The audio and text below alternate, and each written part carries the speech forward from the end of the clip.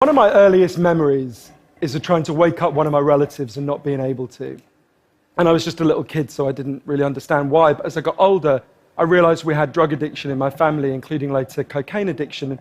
I've been thinking about it a lot lately, partly because it's now exactly 100 years since drugs were first banned in the United States and Britain, and we then imposed that on the rest of the world.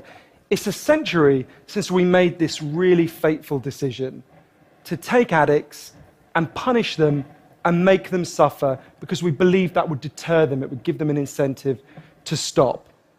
And a few years ago, I was looking at some of the addicts in my life who I love and trying to figure out if there was some way to help them. And I realized there were loads of incredibly basic questions I just didn't know the answer to. Like, what really causes addiction? Why do we carry on with this approach that doesn't seem to be working? And is there a better way out there that we could try instead? So I read loads of stuff about it, and I couldn't really find the answers I was looking for. So I thought, okay, I'll go and sit with different people around the world who've lived this and studied this and talk to them and see if I can learn from them. And I didn't realize I would end up going over 30,000 miles at the start, but I ended up going and meeting loads of different people, from a transgender crack dealer in Brownsville, Brooklyn, to a scientist who spends a lot of time feeding hallucinogens to mongooses to see if they like them. It turns out they do, but only in very specific circumstances.